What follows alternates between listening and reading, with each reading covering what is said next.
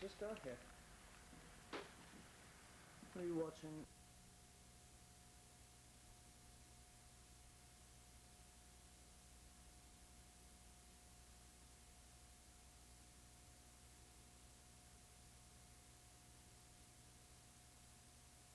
We have the superintendent of the Skowhegan SAD 54, and gonna learn a little bit about him and a little bit about what his plans are with the school district and what he thinks about Skowhegan town. We'll start in by telling everybody about our sponsor of our show, which is Fairlines Construction out of Madison. He does remodeling and any of that stuff that has to be done with construction work. Now I will introduce our superintendent of SAD 54. Sometimes I always just say Skowhegan, but then I have to stop and think that they're not just in one area. They're a district now, and 6 towns. yeah, 6 towns and everything. And his name is. My name is Brent Colbry. And you're originally from. Originally from Sangerville. Sangerville, Maine. Sangerville, Maine. Yeah, I grew up in South Sangerville on a farm, and went to school in Guilford until I was a junior, and then we moved to Dover and graduated from Foxcroft Academy from there. So that's where I started. And was you a teacher before you become a superintendent? Or Yes, I started out my career as a special education teacher in Lincoln in SCTV11 in 1974, and I worked there for about 9 years. Became an administrator there, became a director of special education, one of the first, I guess, in the state. It was new then, and then I went from there to Bangor to become the first assistant director of the vocational region in Bangor for a year, and then I began my career in Millinocket. After that, I went to Millinocket as a director of school services. It's very similar to an assistant superintendent of schools in charge of curriculum and special ed and all those kinds of things, and ultimately became assistant superintendent. And then went on to Union 90, which is outside of Old Town, Milford and Alton and Bradley, 5 small communities. I became superintendent there for 3 years, and then returned to Millinocket in 1994 as superintendent of schools, and been there ever since. And was you in Millinocket or East Millinocket? Millinocket. Millinocket. Millinocket. And Madison, new superintendent was? Sandra McCarthy. She was in East Millinocket for the last couple of years. I have to stop and think there's East and. Well, actually, you made a good point. East Millinocket is part of a union. There's 3 towns there as well, so it's School Union 113. So it's East Millinocket, Medway, and Woodville. Although Millinocket is a single all by itself. Right, yeah. Right. What made you change and come down into this district? Well, they asked me that question during the interview process, and I said to them at the time, and it's still true. There's a couple of factors. One, I had been giving some thought to making a change. There was no immediate plan for that, because I've been superintendent there for almost 10 years. And so I was looking for, and there's no secret about the economic difficulties that are going, and so that wasn't the reason to leave. But looking down the road and where we were going to go with the school system, the things we were going to be able to do, and things we weren't going to be able to do, I made my mind up that maybe if there was the right opportunity in a progressive school system that maybe wasn't experiencing as many of those issues right now, that I would at least look. The second piece is family related, in that we have 3 grown children. One of them was on the coast, one was in Bangor, and the other one is at the University of Maine in Orono, and we have a grandson who's almost 2, and he lives in Bangor. And so we wanted to get closer, physically closer, or at least more, in closer proximity than we are now to where they are. And so those two factors were major contributors, but we weren't looking to just take any job. It was going to be the right job, and because I was happy where I was, and folks didn't want me to leave, and had a good feeling about that. So it wasn't a matter of having to. It was a matter of trying to find the right place, and it came along. Well, you know, sometimes, even though, you know, you're just looking, but you don't have right plans right at that time. Exactly. Something does come along. That's exactly right. And to fill what you need. That's exactly what happened. And we all know that as grandchildren, you like to be near them, especially if you only have one. And like Bangor's only an hour, not even quite an hour's drive. It's about 50 minutes. Yeah, you know, and I don't know what part of the coast your son is down there, but that's not that far either, you know. You can do the whole coastline in a day if you wanted to, you know. Yeah. And I've done it more than once, so I know. And but yes, you do want to be near to your children, and the way the world is today, you never know what's going to take place anywhere. No, you don't. You don't. And it makes it kind of scary. It really does. Did any of your children follow you in your footsteps as a teacher? No, although my daughter, my middle child, is going to school for early childhood development, which doesn't necessarily directly take you to teaching, but it could.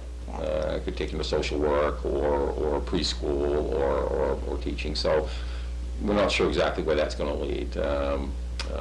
My oldest son went to college in Vermont, and he works. He's a corrections officer at the Maine State Prison, and has a bachelor's degree in criminal justice, and ended up down there. And my youngest son is at the University of Maine at Orono, majoring in nursing. Oh, that's a good field. And, that is, and that's about the demand of teachers, and I know that's what I did before I retired and come into. And I still did it, but I had to retire from a couple of years ago and everything. I have a grandson that's going over to the University of Maine. Really? Yeah. And he's following in his father's footsteps, which is a psychologist. Psychologist, Yeah. yeah. And he was going to be an architect. So this is why I always say they do change their mind. They change. I talk about my youngest son who's in school of nursing, and he's a very, very bright young man and good student, but he's changed majors 3 times. But I think he's finally found what he likes, and that's what's important. It's very important to do what you like, regardless what job you do. You have to like it to do it. And we all know you have to put up with a little bit of this and that, and if you can put up with a little bit of this and that, you can make it. Well, I've always felt that about my job, is that, you know, people will say to me that, the superintendent's job, that it's, it's stressful, and you must hate some things about it and so forth. And frankly, every job has its ups and downs. It has its good days and its bad days. But in all sincerity, I've told people that when I leave the house in the morning, I've been doing this for almost 30 years now, not the superintendency, but education, that I don't ever say I'm going to work. I'm going to school. And I've said to folks today that it gets to the place where I start going out the door and I talk about going to work every day, and how much if I don't want to do that, that's the time to get done. Yes, that's the time to either change fields, absolutely, or get done in that, or step back and take a couple of years off and get rekindle and stuff, and you have to do that in any job you really do. You have to step back and see, well, am I doing right by this, if it's like in your position, for the students, or am I doing right for, if you're in the nursing field, am I doing right for the patients and stuff like that. Sometimes it's hard to make that step, but for your own mind, because after a while, like you said, when you start going out the door and saying, well, I'm going to work, you know that things that on your job is not going to be, and you're going to be what is it, I call it picky, and things that before you could handle, That's right. just overlooked and think about it before you did anything.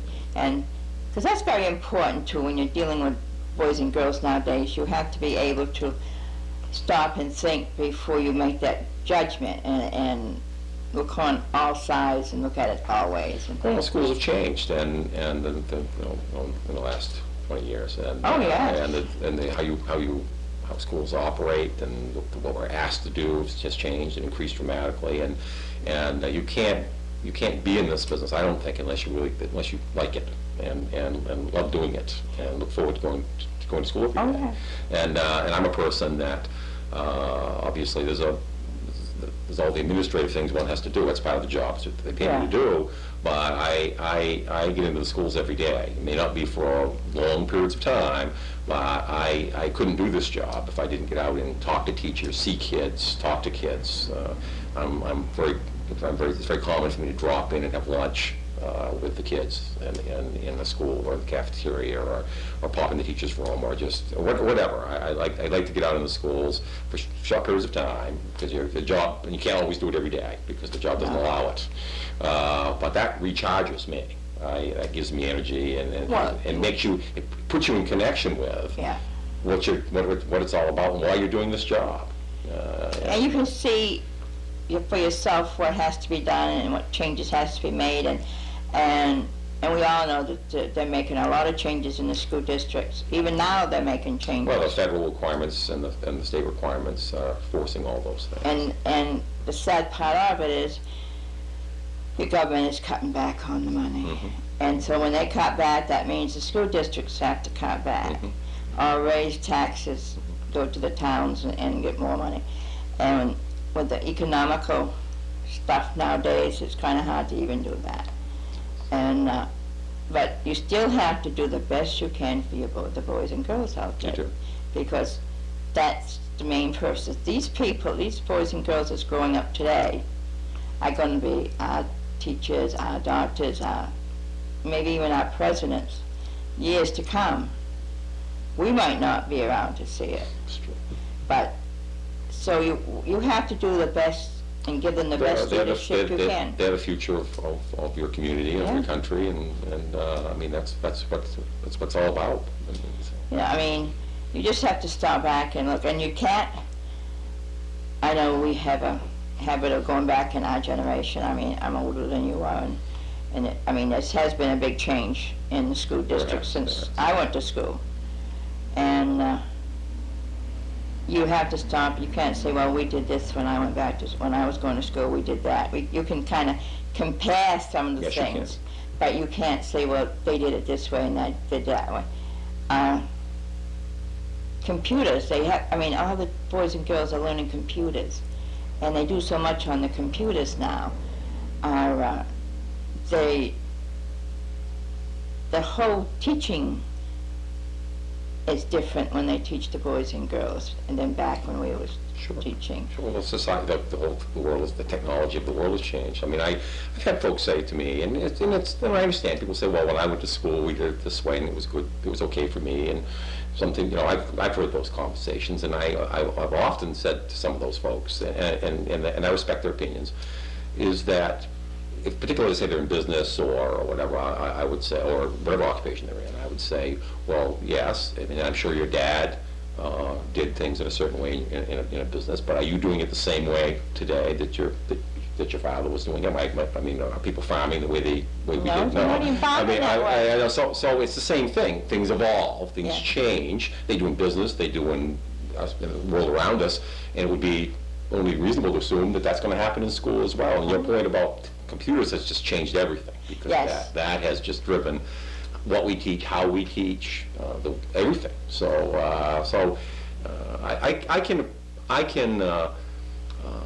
I'm empathetic to the fact that the world is changing very quickly, and people can be comforted by thinking sometimes that if it was only back to the good old days, things would be okay. But there was, but as you know, you were nursing. There were some things back when we were children that there were diseases that now are cured that weren't then, and some good things have happened in that time. When I started out nursing, I made $1.25 an hour. They went up to $1.75 an hour. you know, and this is working like 8, 9, 10 hours Sure. a day, you know, and it's just like babysitting nowadays. The boys and girls don't have the babysitting jobs that we used to have. And they have like McDonald's and Burger King and those places to get jobs. And they have to work around their sports and their school system, their school hours and stuff for that.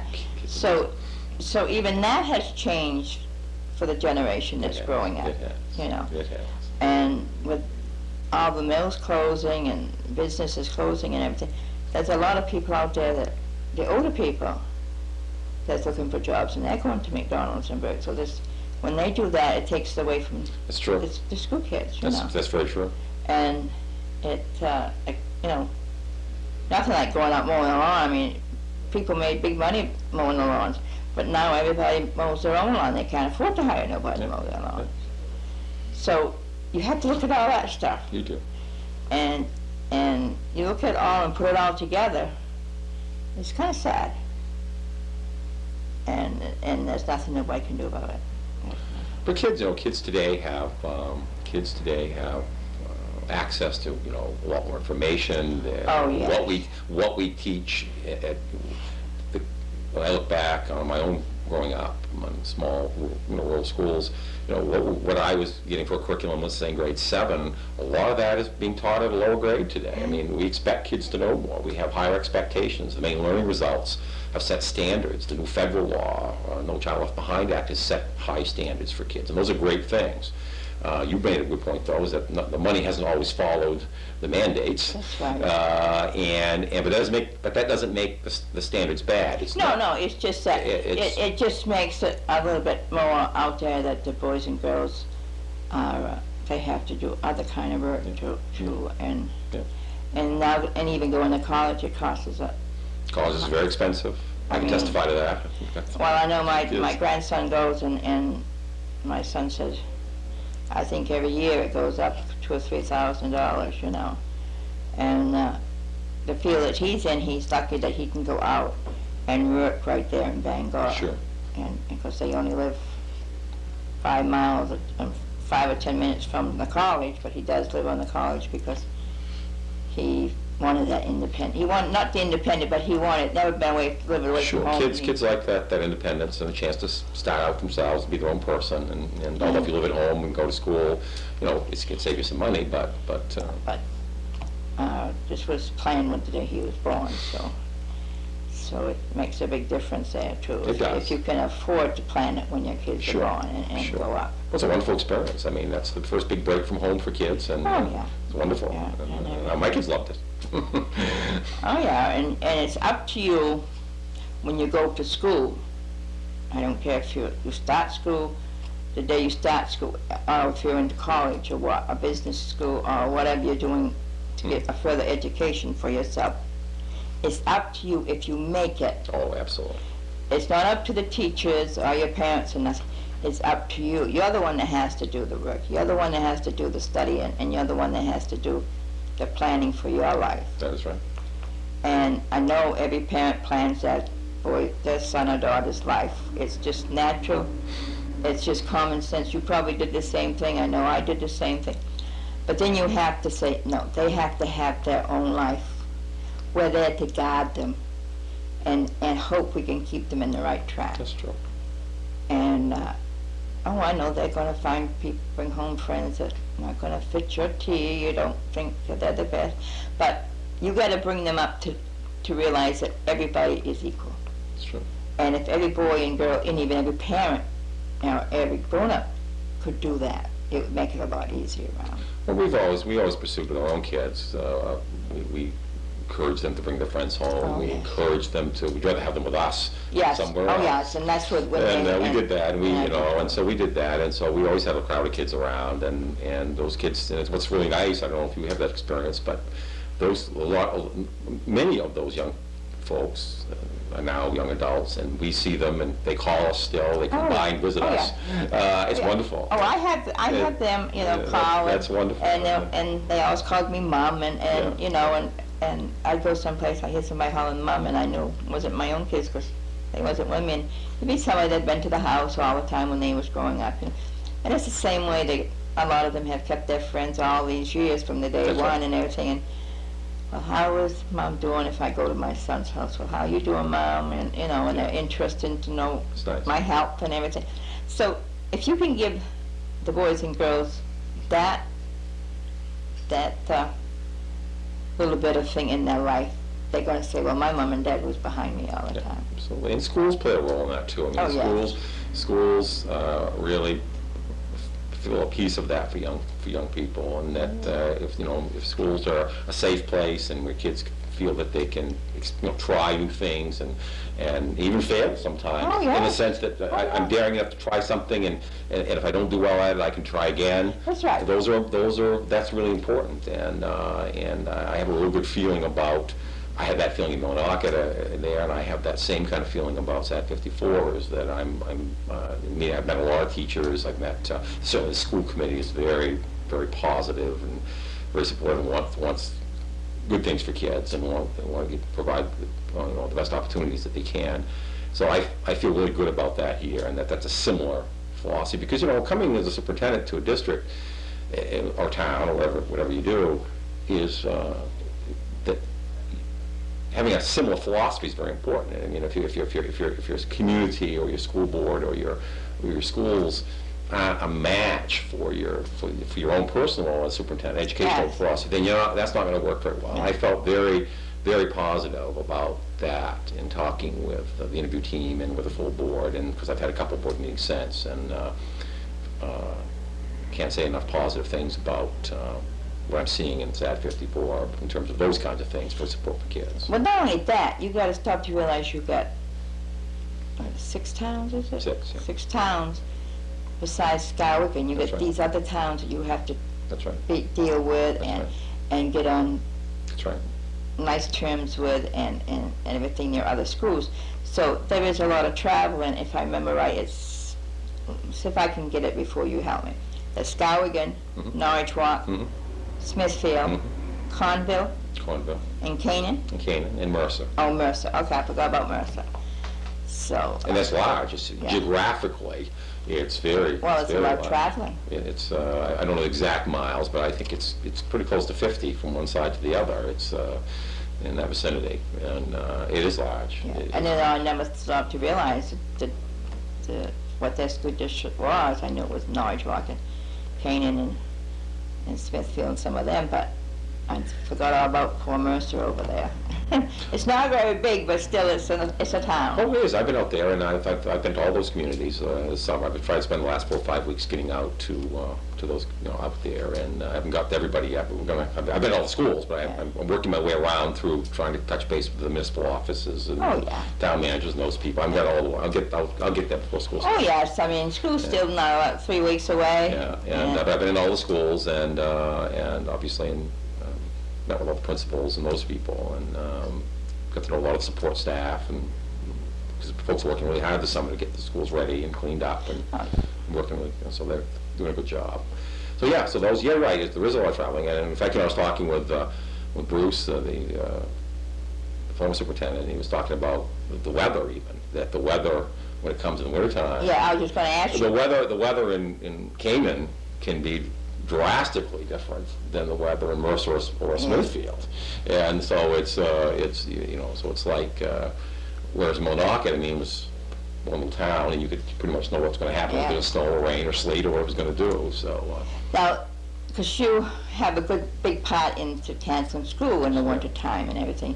Now, where you've got the different towns, and which I've seen it happen, you can go to one place and it's not bad traveling, but you Right, get into exactly. another town, get in your own town and everything, you can hardly get around, That's right. so slippery and everything, or so much snow or something.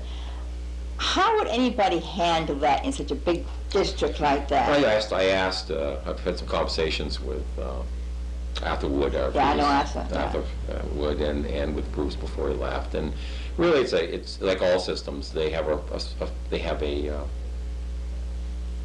protocol, a series of steps you go through to make that decision, and it really involves people checking with the bus transportation director, talking with make some calls to some people that live in those communities. There's a series of things you do to gather information, and then you make the decision. I've done this for quite a while, and I don't know if I've ever been right in everybody's eyes, but you make the best call Yes. you can make, Yeah. and you always err on the side of safety. I mean, that's the bottom. Yeah. You know, you've got to make the decision based on what's the safest thing to do. You can always make a day up, and so I think that by and large, here the history has been is to err on the side of caution, and I support that. I think that's the right thing to do in a district this big, and because it's almost impossible to say we're going to have school in one place and not the other, given how the buses run and all that. So I don't plan to change that system. I think that there's a number of people involved in that, and one of the places I went to visit last week, and I will do it in the other communities too, I went to Public Works here in Skowhegan, and I met with the director and told him that I'd heard really good things about what they do in terms of roads and so forth. So I have, that's true, because they're important to a school system, and how, and I've heard good things about the other communities in terms of how they work really hard to keep the roads in good shape. So I want to go see those people personally, and want to know that I appreciate that, and that I would value their input. And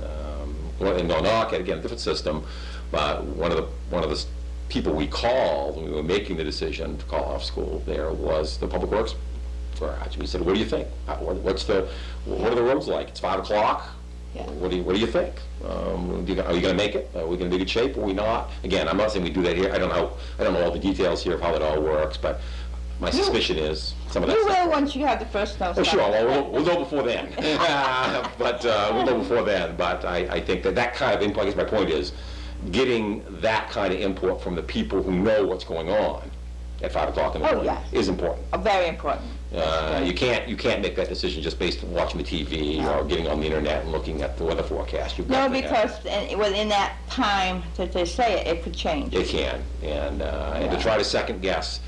I mean, to try to figure out what it's going to be like at 7:30 in the morning, at 4:30. It's kind of hard. It is hard. It is hard. It is hard. So you make your best shot, and what I can tell people is that whenever I finally make that call, it will be based upon the best information that we have, and it will be based on what I think is the safest thing to do for kids. That's the bottom line. That's all you can do, I think. Well, because people have to stop and think too, you know, when you have a big storm, if it's sleet and rain and all that, the maintenance people of the school, they have to get the school walks done, and they have to get the driveway where the buses comes up. That all has to be done and sanded to make sure that's all safe for the boys and girls too. Absolutely. And the teachers, not only the boys and girls, but you have to make sure it's safe for the teachers. That's right. Because they can fall on it. I mean, you can take us Absolutely. baby steps or anything you want to sometimes and walk on that stuff, but it just has to be one little step you didn't take right. Well, you know, I grew up, I tend to be, I grew up on a farm, and if it snows, it snows. That's we, right. We live in Maine, and by and large, if the roads get plowed and the sanding is done, then you're okay. Freezing rain is another whole ballgame. Oh, yeah, that's all and that's a whole different issue, and that's, that's almost impossible to deal with. But so my tendency is, if we have some snow, we live in Maine. Yes, that's right, and usually snow, you can get out on a little bit of Right. snow. I mean, most cars travel over right. snow, we don't get the snow we did back when I was growing up, and over the top of your head and everything, but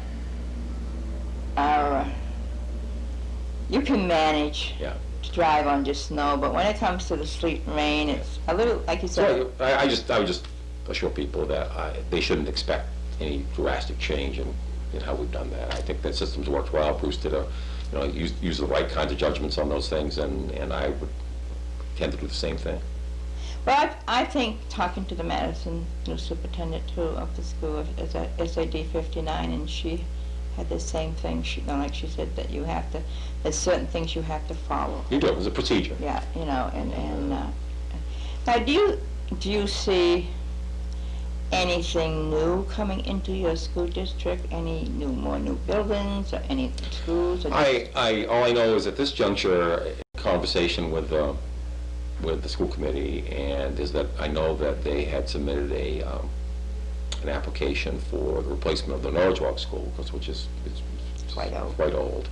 That was put on hold. The state is is evidently reworking the criteria Yeah. for that, and I believe we need to resubmit an application by June of this coming year for that again. So, to the best of my knowledge, that's the only new facility that's being talked about. It made the list, the construction list for the state. It didn't get funded. It was just a little bit low on the list. Yeah. And then they changed some of the rules. So we'll most likely, we haven't talked to the school committee at length about it, but I think that there's interest in resubmitting the application that was submitted before on Orange Walk.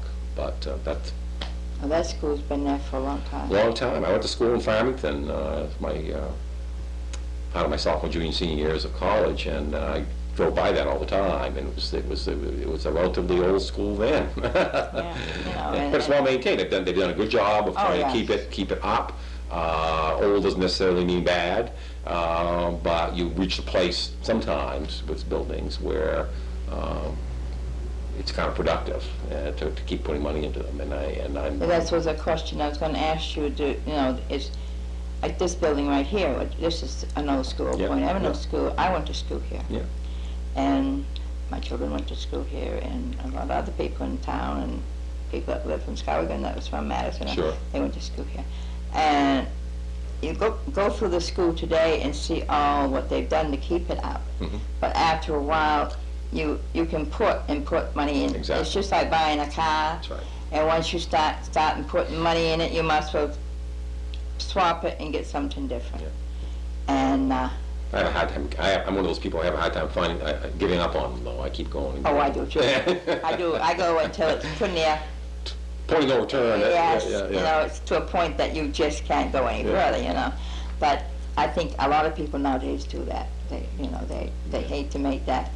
But you're right, in schools you can reach that place. And of course what happens too is that the codes have changed. Yeah. The ventilation, the air quality codes, all those things. And also, as we talked earlier, what we're doing in schools has changed dramatically. yes. And sometimes some of the older buildings aren't designed to allow you to do the kinds of Yeah. things. They weren't designed for art and music programs and special ed classes and all the, There's so many things that nowadays they have in the school districts, in all the school districts, that they didn't have before. lunch even. I mean, these buildings weren't built even to really No, accommodate no. to do that or any of those things. You know, and because when I went to school, you didn't go to hot lunch till you got to junior high. Yeah. You walked home. Because we didn't live that far. If it was a school bus, you Yeah. brought your lunch. And, but that's just, Another example of how they have, the buildings weren't built to accommodate those things. So it really, you get down to a combination of those things that get you there and reach that place. And they just, like any building, you reach, there's a expected lifetime for a building, just like anything else, and you get to the place where we just say you reach where you can't repair it. And of course, the asbestos things that Oh, come yeah. along, and there's all those kinds of issues. there's so many little things that people don't even stop to Right, realize. and you add up, you try to fix all those, what you really find out sometimes is you can actually build something new for less than what it will cost you. And now the schools have to, if they're on, they're double floors, they have to have Handicap accessible. handicap, an elevator, Yeah. and so there's so much. All those things you're talking about go into that decision-making process. Is to go into a new school. Now, Sometimes after you study those, you discover you can actually renovate the existing building and it'll be okay. Yeah. So it isn't like people don't think about that. You kind of have to get past that. You almost try that first, and then if that doesn't work out in terms of your planning, then you move to the next step, and that's how kind of. and sometimes if you have a couple of schools, it's that way. That's You right. gotta that gives you That's the correct. opportunity to That's correct. combine That the is two correct. schools. That is correct. We did that in Millinocket. We closed 3 elementary schools and combined, and. We did it here at Madison, Yeah. and we got a beautiful school. And now I know that your new school, Well, the middle school is beautiful. middle school is Yeah. just beautiful. Yeah.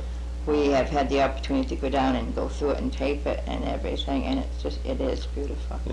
Yeah. It makes it kind of easier because you've got 3 schools right there all Absolutely. together. You got your middle school, you got your high school, and then you got, what's the other school that's there? High school, middle school, Bloomfield Elementary School. Yeah. So you've got them all The together. vocational schools there, the Yeah. vocational centers there, and, So it's more like in one little community by itself, so it saves a lot there to busing, it travel. helps busing issues, Oh, it yes. helps food service issues, it helps any number of. Oh, of yes, things. it does, you know, when you have it like that, and you don't have, you have what, they have two other schools that's out now in Skowhegan, Yeah, and then you North have, Al and Mary Chase Smith. and then you have one in Nointrock and one in One Smithfield. one of each other towns, Yeah. yes, one in all the other towns.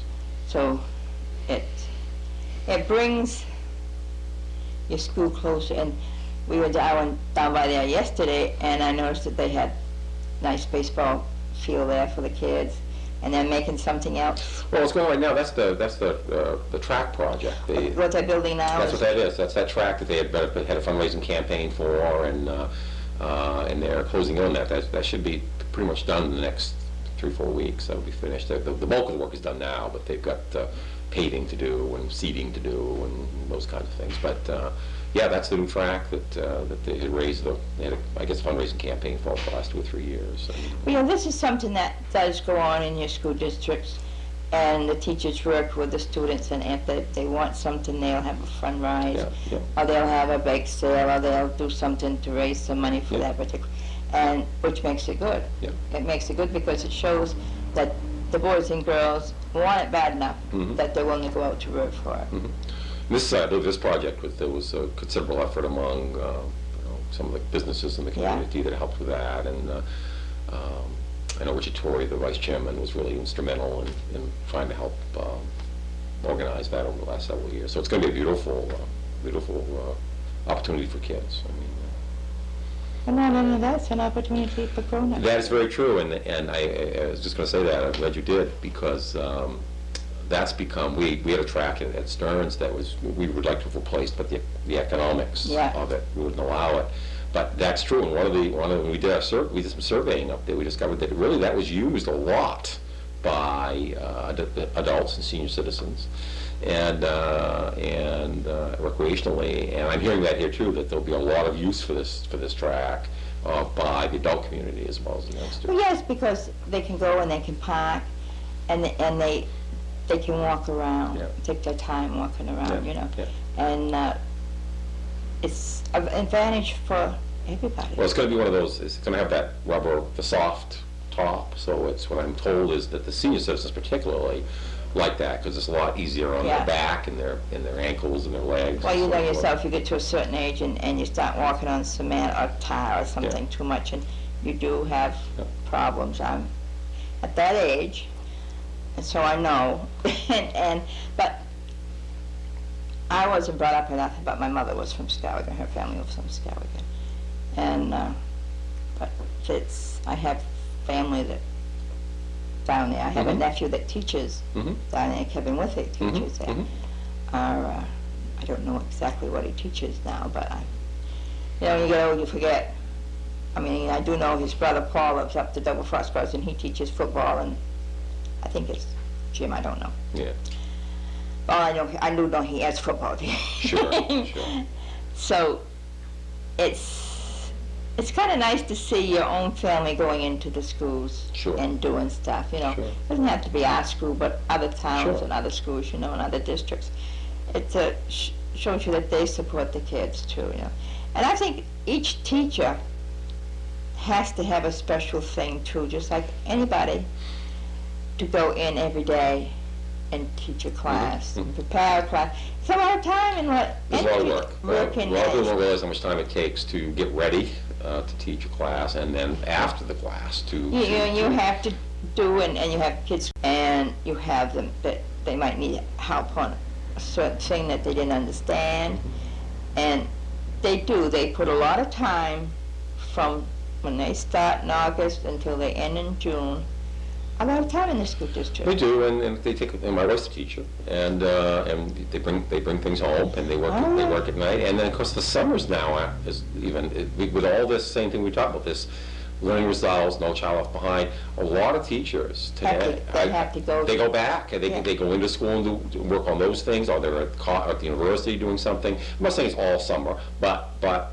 more of that now than ever before. Oh, yes, And, because this state like you said, the federal and the state laws, and if you don't have it, you can't teach it, or you can't. There's so many little blockage there. The whole learning results discussion that's going on at the state level, really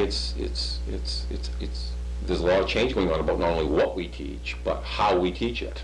And so Yes. what teachers are having to do is go back in and kind of rethink not only what they teach and when, in what grade or what part of the year or whatever, but how they do that. They do it in different ways. And when you change how, it means you have to change your materials, you have to change your everything. So, and that takes a lot of planning if you're going to do it well. And I've been through the schools.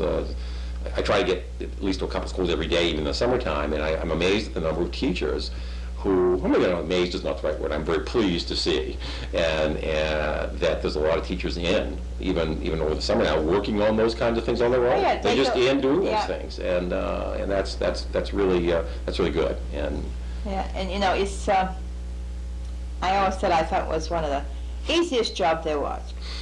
And then I had the opportunity to work 2 years in the library system in Madison. mhm. And I thought all they did was sit and just stamp the books, and, Sure. and everything. Well, I found out that's not all they do. They do a lot. They do. The librarians do it. It's not like it used to be years ago. They even teach a class. They even have classes they have to teach, mhm. So even the librarians have to put a lot, not only make sure they get the books in, make sure the library is open and everything, and everything's in order, but they have other things they have to do with the boys and girls. Sure. Too.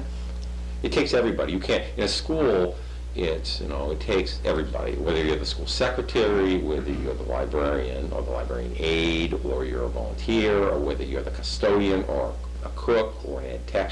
I mean, schools today, because kids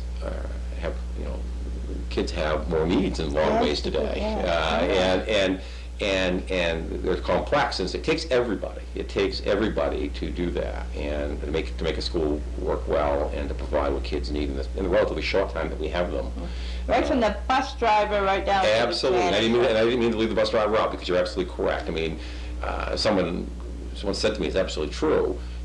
As far as the school system is concerned, the first person that greets most students is the bus driver in the morning, and they're the last person that's a school-related person to see that youngster at the end of the day. Yes. And so really, even their interaction with kids can set the day for a youngster. I mean, whether they have a bad experience on the bus or not, or whatever, can set the whole day for a kid. Oh, yes. And so it's very important. So that everybody plays an important role, and I've tried to convey that, because I believe it sincerely, and because I've been out, especially this summer, because I can see all the custodians and the maintenance crews and the secretaries that are in, and I really tried to impart to them that what they'll learn about me is that I do value that, and I value, of course, everybody else too, but that I see the support staff as playing critical roles in the lives of our kids, and that I want them to know that. And in fact, one of the little things we're going to do in a couple of weeks is if you're familiar with where my office is, Yes. it's a nice farmhouse. It's a lovely old yes, farmhouse. yeah. There's a lovely bunch of big old maple trees out back. Oh, It reminds me of my grandparents' farm. And so we haven't set the date yet, but sometime before school starts, I'm going to bring a grill, and we're going to have, at lunchtime, we're going to have all the folks that have been working all summer come over, and I'm going to cook them hot dogs and burgers as a kind of a thank you from me to them. Yeah. And just as a kind of a free lunch for them, and be my expense and not nobody else's. But I think that's I want to, in some simple way, other than just telling them, say that we really appreciate what you do.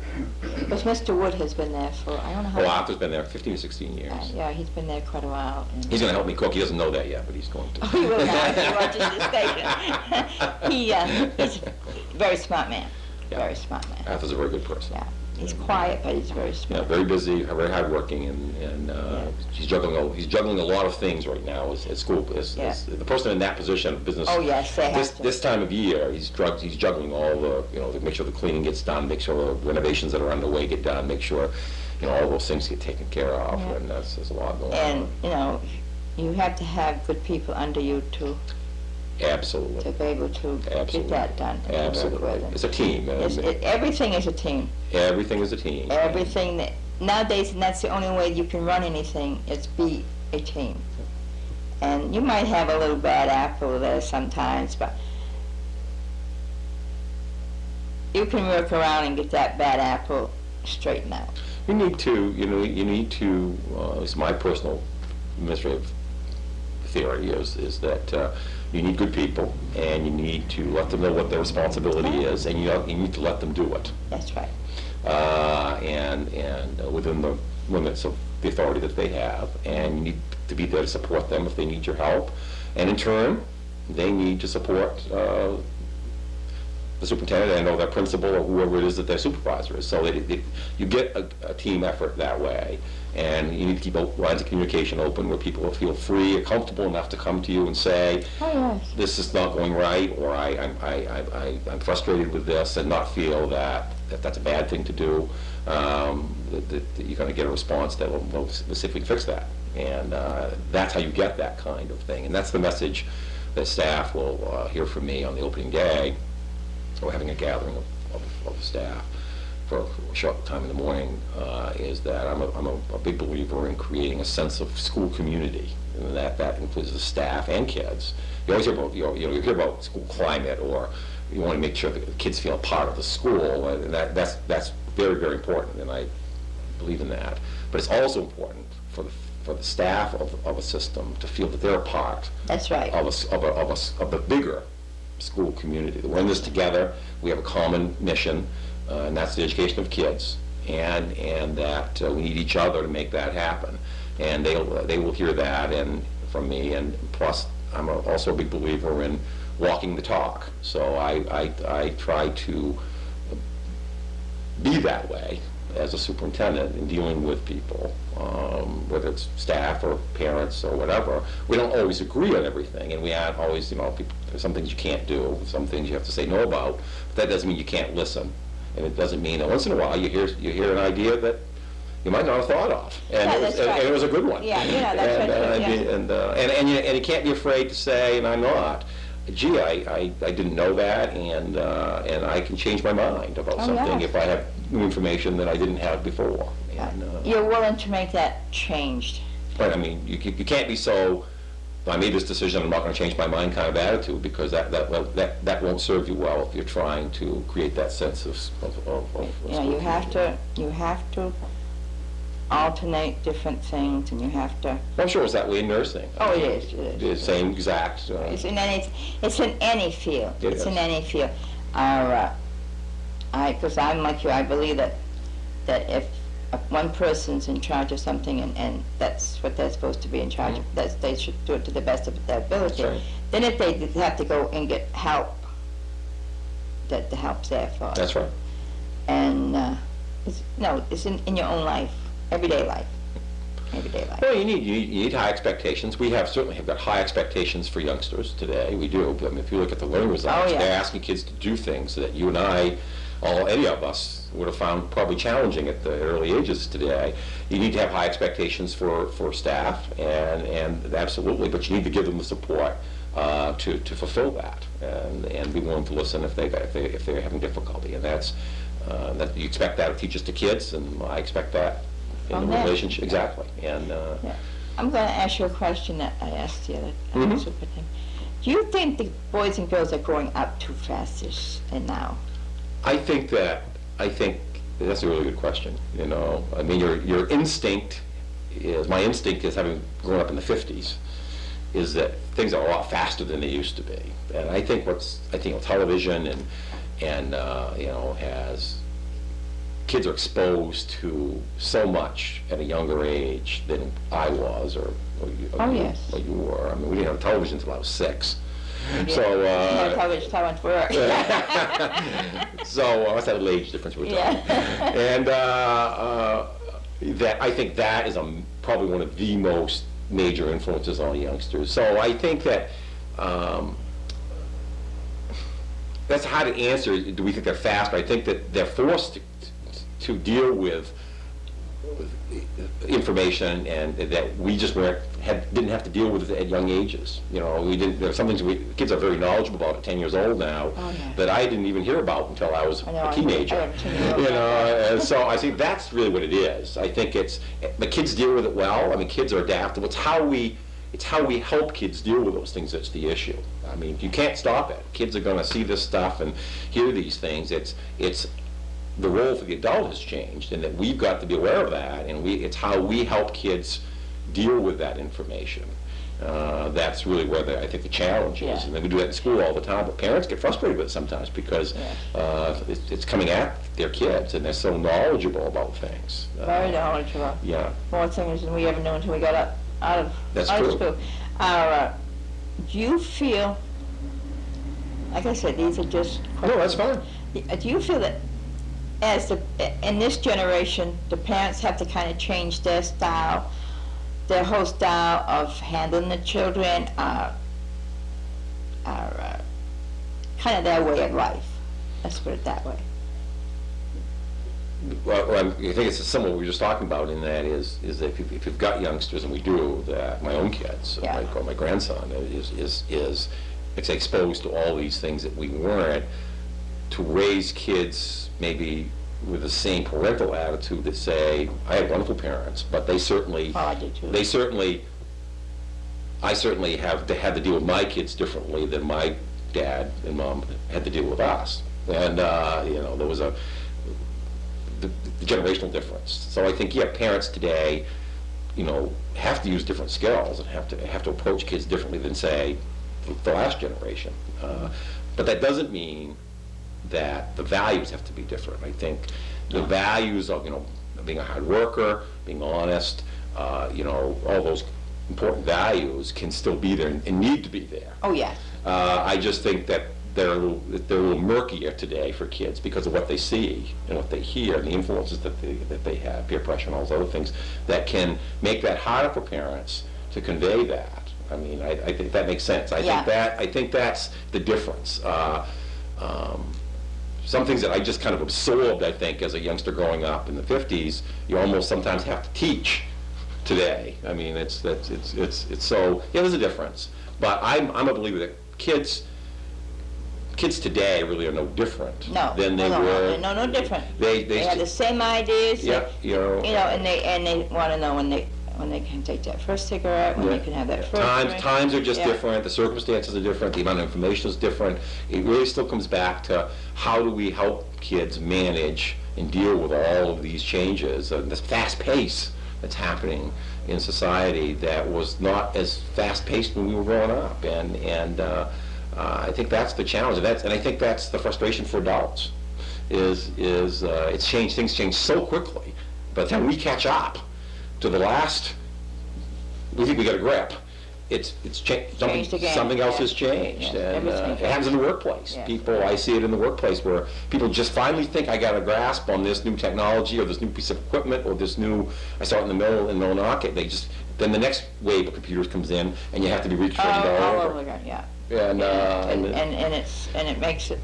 That's what makes the world go round, though. Teachers are like that too. Teachers, and we buy computers, and they get comfortable with them, and they begin to do things, really great things, and all of a sudden, what happens? They're obsolete, and we bring in the next generation, and suddenly the software that they used to use won't work on this one, and so that's a frustration. And so, but that's the world we live in. Yes. And the neat thing is, kids adapt to that in a heartbeat. Yeah, you know, it's their world. It's not our world. It's their world, and they can do all this stuff. You know, I mean. The classic little story I tell about that is that just the generational differences. My youngest son is 22, and I remember when he was younger, I don't know how old he was, 10, 11, 12, 10 years old maybe. I said something once to him about, it's about the time, I said, it's 10:15. And he looked at me, he says, tell me in digital, Dad. Because he didn't know what the expression quarter past meant. He wanted 10:15 because he was a digital kid. He just didn't understand the term. He didn't know what quarter past meant. If I said 15 after or something like that, I guess he probably would have gotten it. But it's a simple example, I think, of the change is that kids are growing up with those kinds of things, and we're kind of viewed sometimes as being a little out of touch. Well, I have been called the old-fashioned person more than once. When you get in your 60s, I guess that's what the kids call you, is the old-fashioned people, or the old ladies, you know, and old men, you know, stuff like that. But All I'd tell you is that when I was growing up, I thought people in their 60s were old. But now, they're young. you don't think that, huh? No. You must be getting near that. I understand that they have changed the school system about retirement. The teachers can retire. Mm-hmm. And so you have to be, some of them, Oh, yeah, 62, yeah. I thought that some of them, you know, they'd been there so long, I thought they was, I was talking to some of them and they says, no, we can't get the full benefit, we can't. Yeah, there was a change like around 1993, I believe. There was an adjustment in the basic retirement system. If you didn't have a certain number of years of service, I think it was 10 at that time in 93, then they changed the benefits for those people. So when they do retire, they have to work longer, and if they try to retire any younger, early, their penalty would be greater. So yes, there is they call it the cliff, I think. That's what they call it. I believe that's the term. Yeah, there's kind of a two-tiered system now. If you were vested in the retirement system before 93, you get one set of benefits at a certain time and age, and if you were after that, you have another. I know it's a topic in the legislature. Well, you know, it makes it kind of hard for some of them. We'll say they got 30, 40 years in, and they're in their late 50s or middle 50s, so and they think that, well, they've been planning on, well, I can retire at 50. Yes. And then this come up, and it makes kind of like a slap in the face to them, really, because now to get what they would get when at that time they have to wait until they're 62, so that gives them, they have two choices. They can either retire and take what they get, or go on and work. Yeah. Well, that change, as I said, largely affected mostly younger teachers, or it affected the other group that would be affected by that, are group teachers that maybe entered the profession a little later in life. Yeah. So they didn't have necessarily that many years of Yeah. teaching prior to 93, but yet their age might have been older. So it made it much more difficult for those folks. My daughter-in-law has been in the same school, the same class for, it must be 25 years now. Yeah. You know, so the same. Well, my wife's taught for 20, 21 years in the same school, same thing. Yeah, so it makes it kind of, you know, makes it kind of nice. We have a lot of, and Skowhegan does too, have a lot of local boys and girls that's gone on to college and to be a teacher, and they come back and teach in that district. Sure. You know. Oh, yes, there's a lot of, there's a large number of Farmington graduates that teach in our schools, and I'm sure Madison as well, Yeah. and also a lot of local kids that have gone off school come back. That is nice. That is Nice. It shows them that they care about their school. Yeah, yeah. And the other boys and girls that's growing up, and that makes it real nice. It reinforces that sense of community, Yes, too. yes. Now, do you live in Skowhegan, or do you live in one of our other towns? I don't live in any of them right now. We're still kind of in the process of moving across. It's going to take us a while to make that happen, but we'll get here. We're going to get here eventually. My wife teaches in Lincoln, and she'd like to finish one more year there. She's been there a long time. So we're going to do something in the middle for this first year, and then before the year's out, we'll get over. Now, you think she'd come in the district over here? She'll come someplace. We'll get her to, if she doesn't retire first on me. Oh, she might do that. She might just do that, you know, and that you.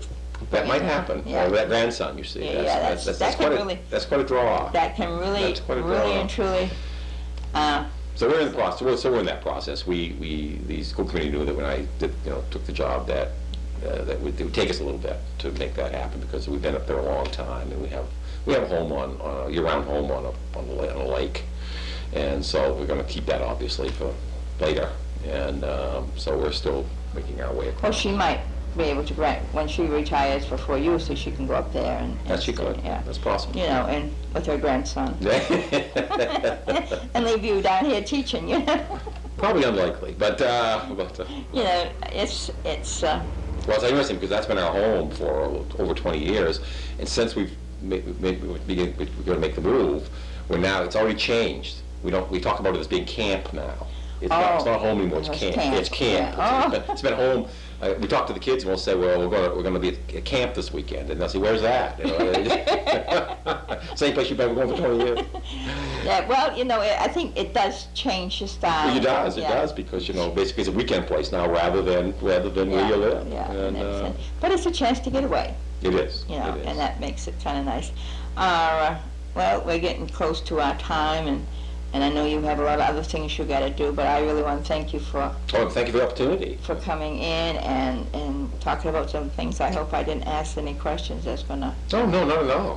Not at all. I've been known to ask do that when I Richard. He's not going to get into it, see, but No, it's I've enjoyed it. I just like to. My viewpoint is I like to get everybody's feel in of different things, and it gives the community a chance to see, Sure. kind of see or feel, because people that watch it on TV might not know you or have children in school or something, and they That's might right. want to know. And Sure. and this is why later on in the year I'm going to have the 3 district superintendent that belongs to the our community on and kind of ask a few questions. Sure. But I'm going to let them all know ahead of time so they can kind of Sure. think Sure. and everything. And because the 3 districts work good together, they do. Oh, they do, And yes. that makes it nice too. Very nice and everything. I hope you enjoy the school in Skowhegan and Mercer and Smithfield and Norwich and Cornbread. Conville and Canaan. I got them all. You got 'em. You got 'em. I'm one of these people that, again, if you come to me and ask me how to get to those places, I could tell you how to get to those places, but then I have to stop and think. Sure. But that's old age. So I have that right. I'm old. But I do want to thank you for stopping by, and I hope you enjoy your new job at the SAD 54. I will. I already do. So And, folks have been just wonderful. They've been very welcoming everywhere I've gone, whether it's been in the community or at school or wherever. I feel right at home. And people call me, ask me, how's it going? Are you settling in? And I'm saying, I feel like I've been here for a long time. People have just been very good. Got a wonderful office staff. Also, I can't say enough positive things about the 6 communities and the school board's been very great. I've had Pat Alwell's the chairman. He's just been very, very good. He's just But that's one of the main things is your school board. yeah. And that's the backbone of the town. Yeah. And that's the ones you work with, and not only that, you work with your principals and your maintenance people Sure. and everything, but that kind of, Well, they're my boss, and it's very important that we have an open and honest relationship, and I felt very comfortable with them right from the get-go. They've been very good and very.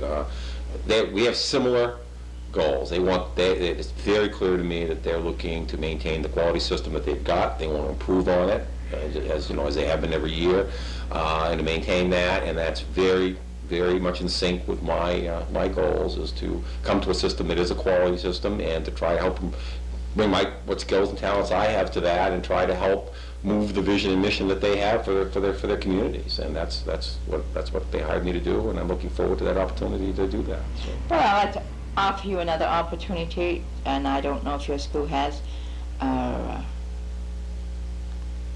camera set up or anything. I know at one time they was working on it, I don't know but I would like to offer that opportunity to you to, if the boys and girls in any of your classes would like to come and do a show here, I'll come and learn how to do stuff here. Sure. The door's open. Great. Just call us, and we'd set up and make sure we have the time Great. for you and everything. We work good with the ants. Back 74 and 59, we have, they do taping and stuff and bring it in and we put it on the air. So our goal is, this is a community Sure. station, and this is for Skowhegan, Madison, and Anson. That's our communities. And we would love to have the boys and girls come. Sure. I'll be sure and share that with. I have a meeting next week with administrators. I'll be sure and share that offer. That they want to come up and have. I don't know if you people have cameras or not. They want to borrow your camera to tape something and then come up and edit it. Sure. That's what our equipment's here. That's wonderful. That's what it was started out for, and we want to keep it that way. So I'm opening the doors up to all the schools, and they're the superintendents, and they have to go, it goes from there. Sure, I appreciate that very much. Well, and thank you for coming, Well, thank you for the opportunity. and we want to hope that you all have a good weekend, and we'd like to give you again one of our sponsors, Fine Line Construction here in Madison. He lives on the Schuster Road, and I don't have his telephone number, Richard. Not prepared, I guess, this morning, and but I know you can find it in the phone book. And thank you, and have a good weekend.